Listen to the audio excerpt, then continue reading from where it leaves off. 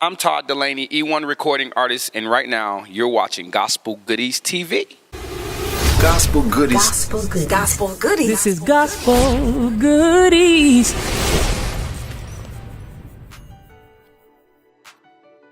My stellar work experience. Well, you got like the good behind the scenes, all the stuff, but the experience was wonderful for my wife and I. I mean, really, the biggest thing for us is that we got a chance to get away from our kids. I mean, I know that sounds like bad, but it just feels good for a young married couple to get to Vegas of all places and just be away, and then to be able to do it and sing and get a chance to see other artists that are like some of the best voices in the world sang this weekend in gospel music. And so it's just been a powerful weekend. We got a chance to walk the red carpet and look fly and do all of that. So it was great for us, a great experience. Performing at the pre-show, it's my second time performing at the pre-show, but this time for whatever reason I was really nervous. I like so much so that my first note didn't even come out of my mouth on my song. I was like, okay, like I don't know what kind of night this is gonna be, but I pray that the rest comes out, and it did. It actually, we had a powerful experience through the song,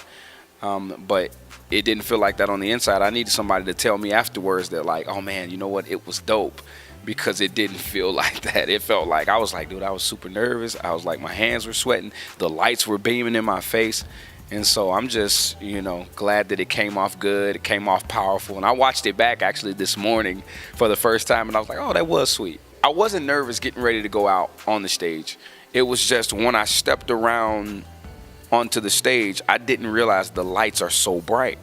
And so I couldn't see anybody. So like you couldn't feed off of the crowd, you know what I mean? And like off of the participation, anything, because the lights were like right in my face. So I was just like, I don't know if they like it. I don't know if anything. So like, it was just kind of like that. And when I stepped around the corner, those lights were hitting me. I was like, oh no, let me go back. Let me try it again.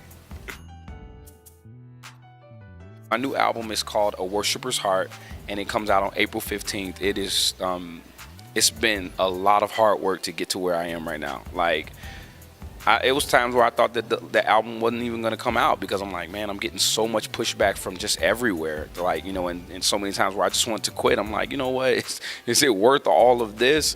But totally, it really is, because now life is changing for me. Everybody's calling, everybody's loving the songs, the radio stations are playing the single all over the world, and it feels amazing right now. And it's my first live project. The first one was not live, it was studio, and it came off good, but this live experience is going to be something crazy. I think people will be able to feel like that they were actually there. So we kept a lot of things, like even little flaws and things. I wanted to keep it all on the album, because I wanted people to be able to really feel it and feel like you were a part of the live experience. I called A Worshipper's Heart. I think that's like somebody that longs to be in the presence and at the feet of Jesus and just be where he is. And that's my heart. And so the album, after we got all of the songs together, we were looking for a title to kind of pull it all together, and we felt like A Worshipper's Heart would be the best fit, because it was like, it was my heart of worship to God. It was just, it was a bunch of songs that were just saying, this is what's going on in my heart, this is what I really feel, this is what I really desire, and that's just to be in God's presence. Like nothing else really matters to me. Like, I love the platform of like being successful and the music business and industry. You get a lot of acclaim and you get a lot of focus put on you, but man, the thing for me is just to be with God. That's all I ever signed up to do. Like, and so like, I think it's only fitting that the title of the album be A Worshipper's Heart, because this is my heart. I want people to grab the album, because it's like, we believe that this is who he is.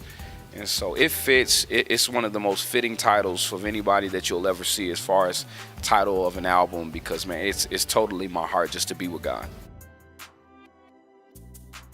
Moving from the back to the front is a tough one. That's a tough decision to make, because you got a lot of people that will hate right away. People that want to be in the front, but they're not even, I would say, aggressive enough or have faith enough to come out. And so they look at you like, what do you think you're doing? You're trying to be like Smokie, or you're trying to be like this person. And I just wanted to be me. I felt like I was called to do it. And so I stepped out. So that was a little bit of a task. And then to move out into the solo project, that just kind of happened. I was just in the studio recording songs. And as I was recording songs, everybody would be like, man, this is hot. This is nice. And so we just kept adding on until before I knew it, I said, man, I think I got a nice little project. Maybe I should put it all together. And so once we put it together, people were like, man, we love it. We found an investor to invest in it, and it just went from there. I felt like playing baseball was my joy, and it was my passion, and I had so much fun doing it. But when I started to sing background with Pastor Smokie Norful, I felt like it was my destiny. I felt like it was my purpose. And so it was completely different feeling, because I could tell the way God was using me to reach people that were hurting, or reach people that needed to be just uplifted. And he's given me something, and I admire God and I worship God for it, because it's like, I don't know why you made me like this, but I'm free. And you know what I mean? I'm just free to be me. I love sharing his love. I love sharing the goodness of Christ. And I love sharing it in a way that I'm like, you don't think that this is coming from a religious place. I'm just like, I'm free to be me. And so once I realized that was on me, that I had a freedom like that, I said, I have to share this with everybody. People always talk about my personality, how I'm just kind of like all over the place. I'm always amped, like I'm always on 10, I'm always charged, I'm always ready for whatever. And that's just because God has made me like that, and it allows me to reach people and really get into their faces and be like, man, and they're like, he's not trying to like manipulate me into the gospel. He just really believes it. And so once I started, feeling this thing, I knew that this was my destiny. This was my purpose. I'm here to shed the light of God in people's lives, and show them that, man, there are people that are just free in Jesus and not trying to be anything other than that. Just be free.